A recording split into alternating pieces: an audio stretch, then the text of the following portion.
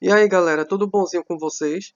Hoje a gente vai dar continuidade ao assunto que a gente começou na semana passada de polígonos, né? Hoje é uma continuação, a gente vai ver, né, algumas coisas que ficaram faltando, né, na aula de semana passada, como, por exemplo, o que são as diagonais de um polígono, o que é um ângulo interno, o que é o ângulo externo, né, como fazer o cálculo deles, entre outros detalhezinhos que vocês vão ver no decorrer da aula, beleza? Espero que estejam todos em casa respeitando as medidas de isolamento, né? Vamos nessa. Primeiro, a gente tem que retomar alguns conceitos que a gente viu na última aula, né? Principalmente o conceito de polígonos.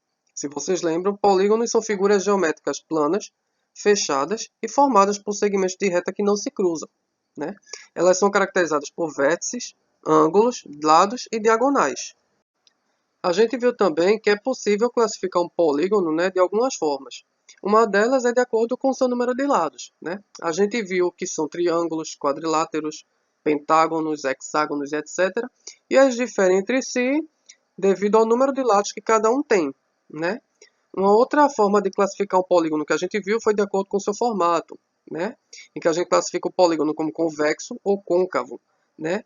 Devido à possibilidade de haver algum segmento de reta com as extremidades dentro da região do polígono, porém parte desse segmento estar contido ou não na região do polígono, né? A gente viu que um segmento inteiramente contido na região poligonal, a gente classifica esse polígono como convexo.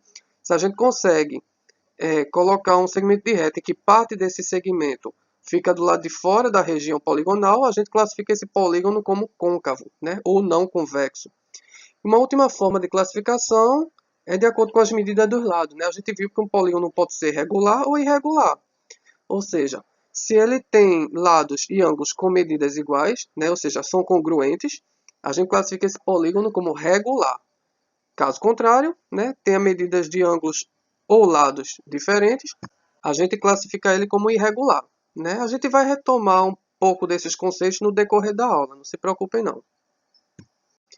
Eu ainda falei por alto, né, de forma meio superficial, que quanto maior o número de lados de um polígono convexo regular, mais parecido com um círculo ele fica.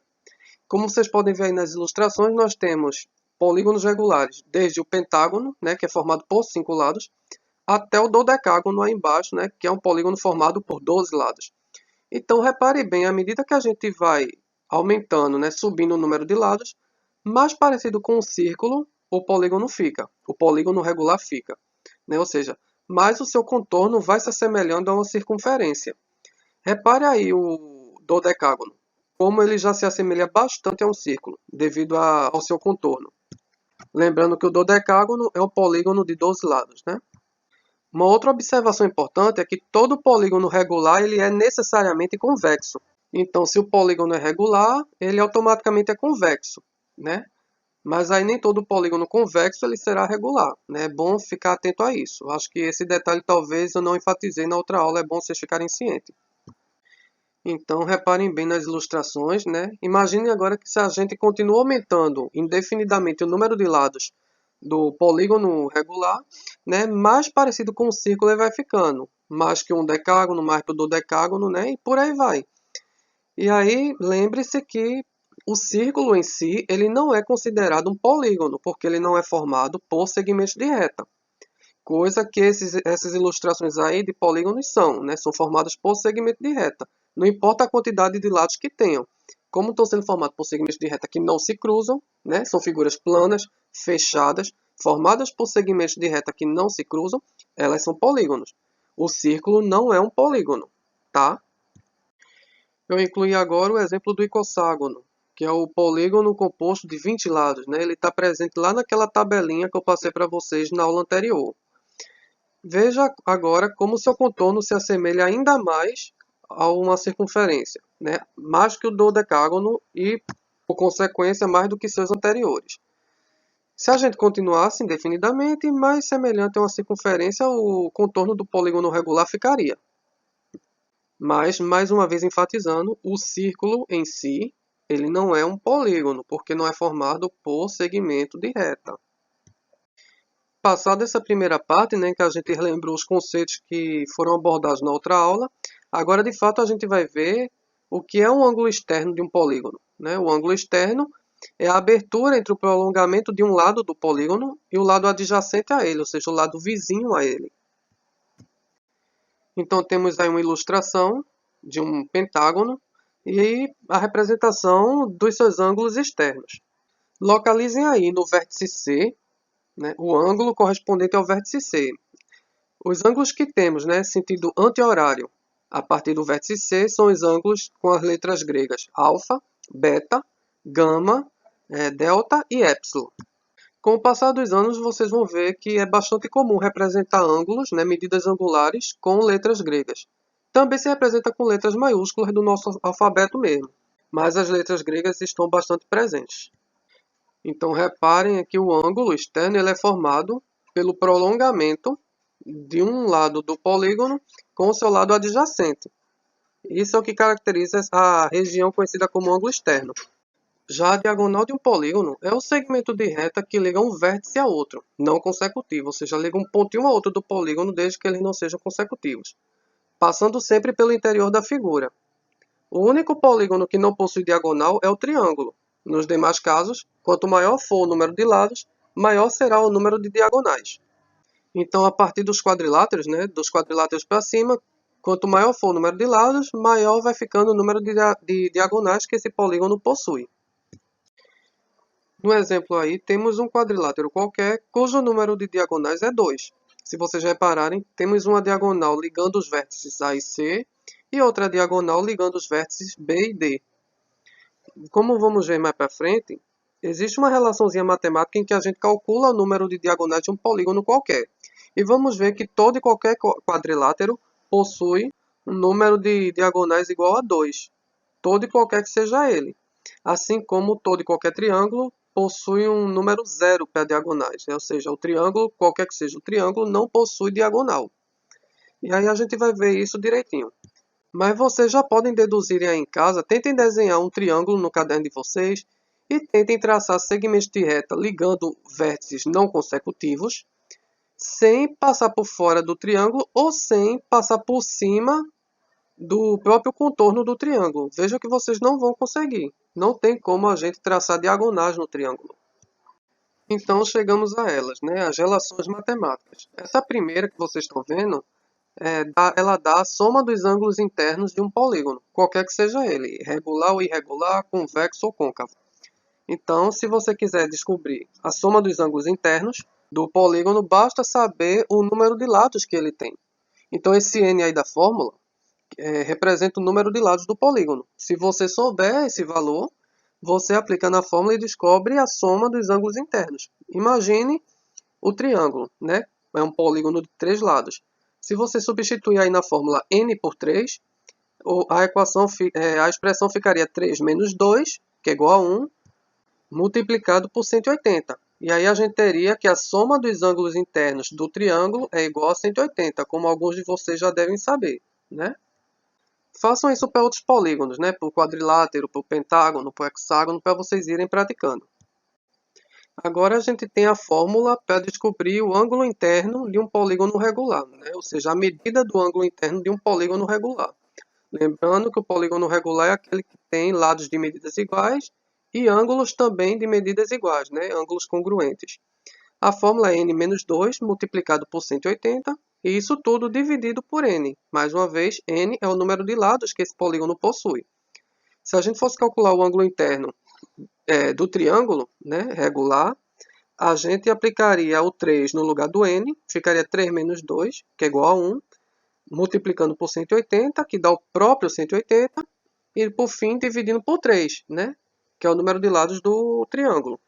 180 dividido por 3 vai dar 60. Então vocês vão ver que o ângulo interno de um triângulo regular é de 60 graus. Ou seja, ele vai ter 3 ângulos, cada um medindo 60 graus. A terceira fórmula é a de um ângulo externo de um polígono regular, né? Você lembra que a gente viu que é ângulo externo, que é dado pelo prolongamento de um dos lados com o lado adjacente a ele. Então, para descobrir o valor desse ângulo externo, né, no caso do polígono regular, a gente pega 360 e divide pelo número de lados que esse polígono possui. Então, se a gente pega mais uma vez o exemplo do triângulo, para saber a medida do ângulo externo, a gente divide 360 por 3. E aí vocês vão descobrir que o resultado vai dar 120. Então a medida do ângulo externo de um triângulo regular é 120 graus. Por fim, para achar o número de diagonais de um polígono qualquer, a gente tem aí a relaçãozinha matemática dada por n vezes n menos 3 sobre 2. Repare que essa fórmula vai confirmar, né, a nossa tese de que o triângulo não possui diagonais. Porque se você aplicar aí no lugar de n, colocar o número 3, você vai ver que dentro do parênteses a gente vai obter o resultado de zero, né? Porque 3 menos 3 igual a zero. Então toda a conta será zerada, indicando que o número de diagonais do triângulo é zero. Façam o mesmo para o quadrilátero, para o pentágono, para o hexágono, para vocês descobrirem quantas diagonais cada polígono possui. Agora vamos falar especificamente dos triângulos, né? Os triângulos merecem um estudo à parte porque eles têm certas peculiaridades que os outros polígonos não têm. Então a gente vai ver que eles podem ser classificados de duas formas. A primeira é com relação à medida dos lados. Podemos classificar o triângulo como escaleno se ele possui os três lados com medidas distintas, né? Ou seja, diferentes. Podemos classificá-lo como isósceles quando dois de seus lados têm medidas iguais, né? Ou seja, esses lados são congruentes, né? Quando dois de seus lados são congruentes. E podemos classificar como equilátero quando todos os três lados têm medidas iguais, ou seja, os três lados são congruentes. O triângulo equilátero é o triângulo regular, né? O que a gente classifica como triângulo regular, porque ele possui lados e ângulos com medidas iguais. Então vocês estão vendo aí a representação dos três tipos de triângulo, né? Classificados conforme a medida dos seus lados, né? O triângulo equilátero, da esquerda para a direita. O triângulo isósceles, né? Possui dois lados congruentes, né? Representados aí pelo risquinho azul. E o triângulo escaleno, né? Que possui os três lados com medidas diferentes. Uma outra maneira de classificar os triângulos é com relação aos seus ângulos internos, né? Com relação a eles, um triângulo pode ser classificado como acutângulo, quando seus três ângulos internos são agudos, ou seja, são ângulos menores que 90 graus. Obtusângulo, quando um de seus ângulos internos é obtuso, ou seja, maior que 90 e menor que 180. E retângulo, quando ele possui um ângulo de exatamente 90 graus. Então essa é outra classificação que a gente trabalha quando trata de triângulos. Temos aí a representação dos três triângulos, conforme a medida dos seus ângulos internos. Então, da esquerda para a direita, a gente tem o triângulo retângulo, que é aquele que possui um ângulo de 90 graus, que aí está simbolizado pelo quadradinho com ponto no meio, né? Essa é a simbologia que geralmente se usa para representar ângulo de 90 graus. Logo em seguida, a gente tem o triângulo acutângulo, que é aquele cujos ângulos são menores que 90 graus, né? Ou seja, são ângulos agudos. E por último, o triângulo obtusângulo, que é aquele que possui um ângulo, né, obtuso, maior que 90, menor que 180, que é esse ângulo que está aí simbolizado na figura. Agora vamos estudar especificamente os quadriláteros, né, que assim como os triângulos, possuem particularidades que os diferem dos demais polígonos. Então a gente vai começar pelo trapézio, que é o quadrilátero convexo com dois lados paralelos entre si. Então o que é que vem a ser lados paralelos? São lados em que se você passasse uma reta por eles, essas retas não se tocariam em canto nenhum do espaço, né? É isso que a gente chama de retas paralelas, né? Ou nesse caso, lados paralelos. Também existe aí a possibilidade de classificar o trapézio, né? Como vocês podem ver, o trapézio retângulo é aquele que apresenta dois ângulos de 90 graus. Nessa ilustração, ele é o trapézio de cor laranja, né? Está simbolizado aí com dois ângulos de 90, que são esses dois quadradinhos com um pontinho no meio. Logo em seguida, a gente tem o trapézio isósceles, né? Assim como o triângulo isósceles possui dois lados com medidas iguais, aqui o trapézio isósceles também vai possuir lados não paralelos com medidas iguais. Repare, quando eu digo lados não paralelos, né, observa aí na figura azul, né, que é o exemplo do trapézio isósceles. Se você passar duas retas, né, por esses lados onde estão riscados, essas retas em algum ponto do espaço elas vão se cruzar, né, elas vão se tocar. Então é por isso que a gente diz que esses lados não são paralelos, né, são não paralelos. Então, nesse caso, o trapézio isósceles é aquele cujos lados não paralelos são congruentes, ou seja, possuem a mesma medida. E por último, a gente tem o trapézio escaleno, que é aquele em que os lados não paralelos têm medidas diferentes, né? Que é o exemplo aí a figura vermelha, né? Que representa o trapézio escaleno. Temos agora o paralelogramo, né, que é o quadrilátero convexo cujos lados opostos são paralelos. Quando eu digo lados opostos são paralelos, imagine passando uma reta em cima de cada lado do paralelogramo. Né? Aquelas retas que jamais se cruzariam no espaço, elas são paralelas. Então, se eu tenho um quadrilátero convexo cujos lados opostos são paralelos, consequentemente, eu vou ter lados e ângulos opostos congruentes, ou seja, de mesma medida. É como você pode reparar na segunda figura, da esquerda para a direita. Né? Os lados opostos têm a mesma medida, né? Ou seja, o segmento de reta AB tem a mesma medida de CD, assim como o segmento de reta AD tem a mesma medida de BC. Consequentemente, os ângulos internos, né, opostos entre si também terão a mesma medida.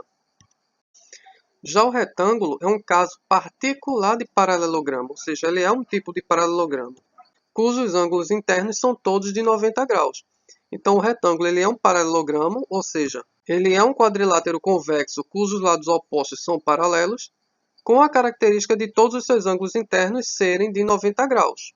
Então, essa é a peculiaridade do retângulo. É aquela história, todo retângulo vai ser um paralelogramo, mas nem todo paralelogramo vai ser um retângulo. E agora a gente tem um quadrado, que é um caso particular de retângulo em que todos os lados têm a mesma medida. Lembre, o retângulo já era um caso particular do paralelogramo. Se o quadrado é um caso particular do retângulo, então, consequentemente, ele é um caso particular de paralelogramo. Se todo retângulo é um paralelogramo e o quadrado é um caso particular de retângulo, então todo quadrado é um paralelogramo. A particularidade do quadrado é que todos os seus lados têm a mesma medida. Né? E repare que ele obedece à definição de paralelogramo. Né? Ele é um quadrilátero convexo cujos lados opostos são paralelos. E é um caso particular de retângulo porque todos os seus ângulos internos são de 90 graus. Então, para além disso, a sua particularidade mais singular, vamos dizer assim, é que, além de todas essas características, o quadrado possui os lados com a mesma medida.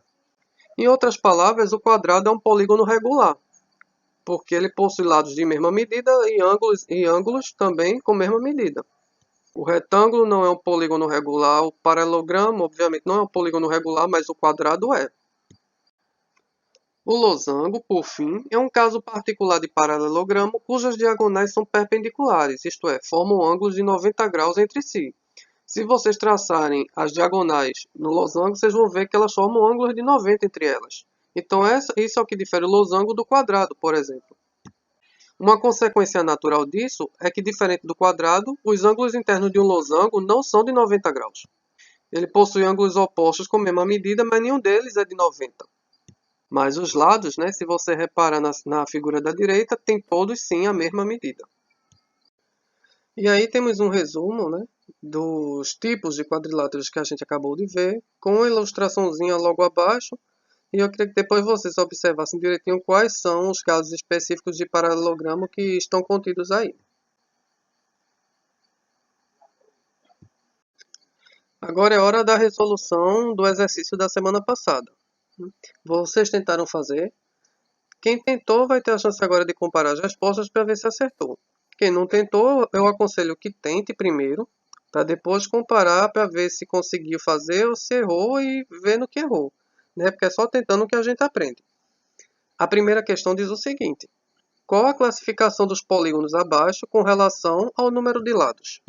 E aí a gente tem uma imagem com 4 polígonos. Né? Eles têm uma característica em comum. Inclusive, vocês acabaram de ver novamente essa figura nos slides anteriores. E aí, qual a classificação desses polígonos com relação ao número de lados? Dentre as alternativas, a resposta correta é a letra B, quadriláteros. Se vocês contarem, esses 4 polígonos possuem 4 lados cada um. Então, eles são quadriláteros. Segunda questão diz o seguinte: as figuras a seguir são polígonos? Caso sejam, classifique-as quanto ao número de lados, se são côncavos ou convexos, e se são regulares ou irregulares. Da esquerda para a direita, as duas primeiras figuras não constituem polígonos. A primeira porque não é formada totalmente por segmentos de reta, e a segunda porque é uma figura plana aberta. E um polígono ele é uma figura plana fechada. Então, por esses motivos, essas duas primeiras figuras da esquerda não são polígonos. A terceira e a quarta figura, né, da esquerda para a direita, elas são polígonos sim. Essa terceira é um hexágono convexo regular e a quarta é um quadrilátero convexo irregular, que a gente acabou de ver no conteúdo da aula de hoje, que se trata de um trapézio. Nesse caso, um trapézio isósceles, né? Porque os lados opostos não paralelos possuem a mesma medida, que nesse caso é de 4 centímetros. Então a gente conhece ele como trapézio isósceles, mas também pode ser chamado de quadrilátero convexo irregular. Enquanto a terceira figura a gente classificou como regular, porque todos os lados possuem a mesma medida L, né? Representada por L maiúsculo. E os ângulos internos, como estão sinalizados aí, também possuem a mesma medida. Agora é a vez de vocês tentarem fazer em casa por conta própria, né? A primeira questão diz o seguinte: quanto dá a soma dos ângulos internos de um triângulo e de um quadrilátero, qualquer que seja ele? Você vai recorrer lá àquela formulazinha que dá a soma dos ângulos internos de um polígono e vai aplicar lá de acordo com o número de lados dos polígonos que vocês estão considerando, né? Revejam as relações matemáticas que eu dei nessa aula, né, para responder a questão. A segunda questão diz o seguinte: já sabemos que um polígono regular tem uma medida única para os lados e também para os ângulos. Qual a medida do ângulo interno do pentágono regular e do ângulo externo? Então, novamente, vocês vão recorrer àquelas relações matemáticas de slides atrás, né, dessa aula de hoje, para responder essa pergunta. Vai aplicar lá na fórmula, ou melhor, nas fórmulas, né, tanto de ângulo interno como de ângulo externo, para descobrir quais são esses valores referentes ao pentágono regular. E a terceira e última questão diz o seguinte: quantas diagonais possui cada polígono abaixo? E aí a gente tem 3 exemplos de polígonos. Vocês vão contar os lados de cada um, né, para saber de que polígonos cada um se trata. E, de acordo com o número de lados de cada um, aplicar lá na fórmula do número de diagonais para descobrir, né, esse valor, esse número de diagonais que cada polígono possui. Por hoje é só. Semana que vem eu trago a resolução dessas questões para vocês compararem com as respostas de vocês, junto com uma nova aula. Estudem, fiquem em casa, se protejam, né? Semana que vem tem mais. Um abraço a todos. Tchau, tchau.